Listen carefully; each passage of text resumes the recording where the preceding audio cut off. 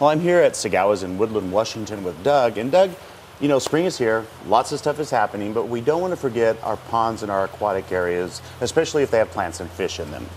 Well, yeah, especially right now, as the water temperature starts warming up, we start seeing a lot of algae growth, and the fish start waking up, and we got a lot of activity going on in the pond. And there's a few things that we can start with now to kind of help curb the algae growth and take care of our pond and make it a much prettier pond this spring and summer. Yeah. So I like to call it the 4 ITs of algae control. It's basically 4 products or 4 things that you use to help control algae in your pond. And we start quite simply with an algaecide. And everybody goes, well, do I need an algaecide right now? Well, algae is starting to grow right now in the lower temperatures. We're starting to see a lot of it. This basically kills it, knocks it into, just kind of defragments it, gets it into the pond, and it dies back. It free floats in the water. You got to use it about every 3 days for up to a week, and then once a week after that. Okay, it will knock all forms of algae that we see and kill it. Okay. And then I recommend sink it. Basically what this does is it takes the algae, dead algae floating in the water, and sinks it to the bottom of the pond so you don't see it. Okay, I call it the bottle of instant gratification. Doesn't solve the issue at all, but it gets down to the bottom. That's where we come into a huge factor of using bacteria in the bottom of the pond. Okay. Once we get everything down there, we need to now break it down and get it out of the system. Well, beneficial bacteria like this Microbe Lift will help take care of it and break it down. It also helps with water quality and clarity. And in the long run, this is going to help you out more than the algaecides, because this will actually help with the water chemistry. Yeah. Okay. Then the 4th thing, which I don't have right here in front of us, is water plants. I recommend water plants extremely due to the fact that they shade the water, they remove nutrient value from the water, and they inhibit algae growth.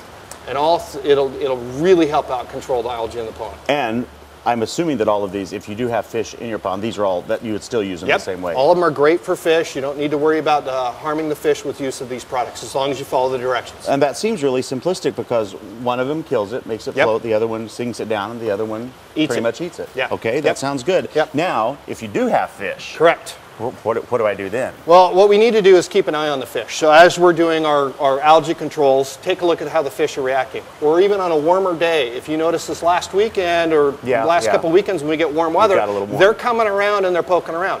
Taking a look at them, see how they're looking. See if all of them are there. See how they react. Are they hanging together, or you have a couple off to the side? That's a good indicator we got a couple of sick fish in the pond. Next thing we need to do is take a look at the water temperature and see where the water temperature's at. It's really crucial that we watch the water temperature early on in the springtime. 2 reasons. One, we don't want to feed when it's too cold.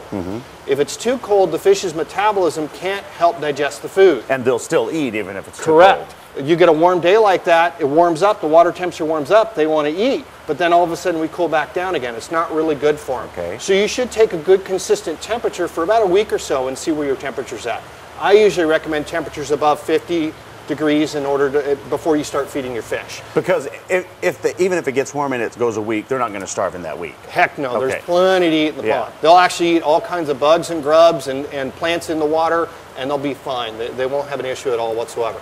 As far as medications, if we have a fish that's kind of hanging out by himself, we need to know the temperature in the pond also, because if it's too cold, we don't want to treat. And again, we go to that 50-degree temperature range.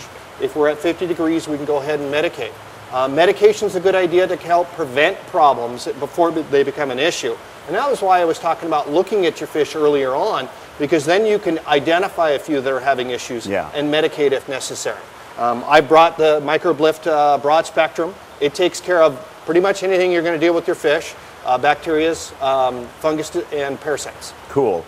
And then you have some great new fish food, and well, this is a thermometer, and you got to have one. Yeah, you should have a thermometer in the pond. Because if customer comes in and starts asking me questions, I ask what the temperature is. Because so much is dependent on temperature. And then I also brought the Sakai Hikari food. Great food. Highly digestible. Unlike some of the other foods out there, this actually, you'll get a 90% more digestible food out of this. Wonderful. That means less waste in the water, less algae for you. Okay, so your pond's going to have less algae growth. And be cleaner. Well, be a lot cleaner. It does seem daunting, but I'll guarantee you, if you make the trip up here to Woodland and visit the great staff at Sagawa's, any of your questions and the supplies, everything you need for your pond is right here. Thank you so much, Doug. Thank you.